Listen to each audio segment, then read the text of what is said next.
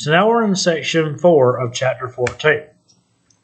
We'll discuss Genghis Khan, who he was and what he did, explain Kublai Khan and Marco Polo and the silk trade, and analyze the exploration of the Chinese.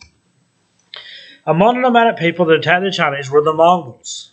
The Mongols are typically seen as being very ruthless people, but they're also very smart in how they did warfare. And again, it's like I always say, if you ever watched the Disney movie Mulan, the Mongols are the bad guys in that movie, the ones that try to take over China.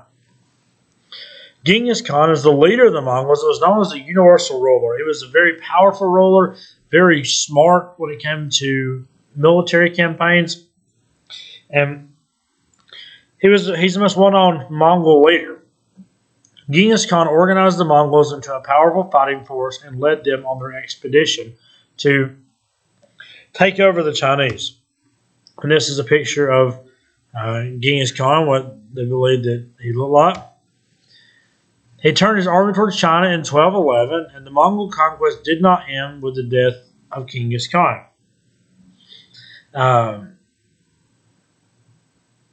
So he tries to invade China in 1211. Their conquest ended, but he did not die in the process. And then you have Kublai Khan, which is Genghis Khan's grandson that takes over. So you see the Mongol Empire here. You look at the different colored arrows, campaigns of Genghis Khan. You see that he comes out through here, takes over these different regions. Campaigns of his successors up through here, down into here, and here. And then the route of Marco Polo, which we'll get to in just a minute, which is all through the Mediterranean, up through Central Asia, down all the way through to Vietnam. Kublai Khan and his followers were of a different ethnic group, and the Chinese grew to resent the foreigners.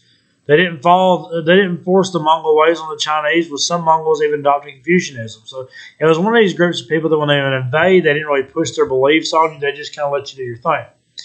The Yuan extended the Grand Canal and built new roads and palaces. So, and not only did they not force their ideas on people, but they also contributed to Chinese society. Mongol soldiers were sent to keep the peace and to keep a close eye on the Chinese. The Mongols also welcomed foreign traders at Chinese ports, and much we know about the area comes from Marco Polo, which is an Italian merchant and explorer. And this is not a real quote from Marco Polo, but it says, I pretty much never sit by the pool anymore, because of the gay Marco Polo, obviously. The Mongols also wanted to invade Japan. The failed attempts against the Japanese left the Mongol military weakened. When Zhu Zhonghang led a rebel army, the Chinese took back China. So again, this is a case of a very powerful empire dynasty that wants to extend themselves a little bit too far. They try to invade Japan.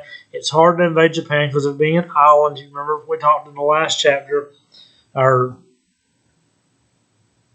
no, it was the next chapter. Yeah, chapter 15. 15. About the Japanese. We're going to talk about the fact that they are an island chain, and that's going to make it where it's harder for people to invade. It's harder for people to get in there because it's an island chain. After defeating the Mongols, Yu Zhonghang became emperor of China. He started the Ming dynasty that lasted nearly 300 years. And the Ming expanded Chinese fame overseas.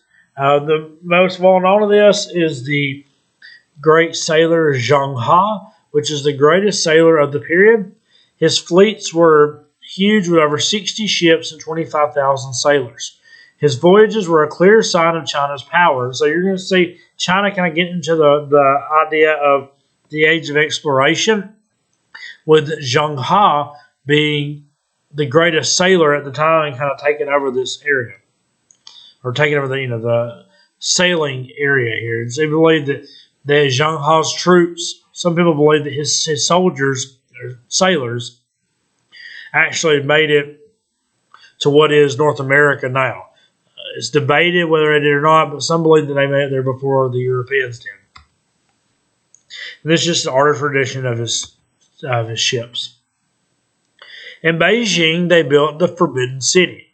No person that was common was able to enter the city, and that's why it was forbidden. And the Ming rulers also restored the Great Wall of China. There's just a couple of great building projects that the Ming Dynasty did.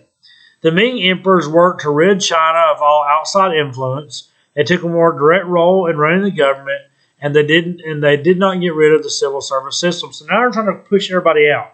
Any outside influence, trying to get rid of it, make it where it's all just based around China. In the 1430s, a new Ming emperor named Zheng He dismantled his fleet and banned foreign trade. So what happens is, even though he's this great explorer,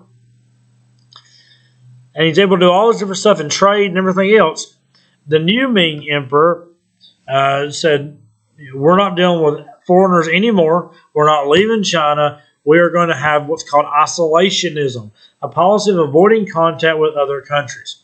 By 1644, and that's the typo, the Ming Dynasty was overthrown, and by the late 1800s, Westerners were allowed to influence in China again.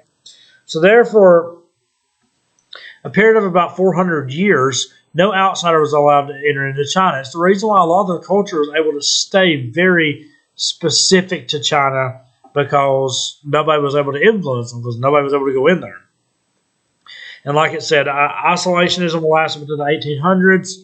The 1900s, people were going to start getting connected with China again. And of course, today it is a world superpower, one of the leading traders in world trade. So it's crazy to think of China not being involved in foreign trade. But there for about a 400-year span, because of the Ming Emperor, that was the situation. And that's just a timeline that you can look at if you want to. So we discussed these things, and that brings us to the end of chapter 14.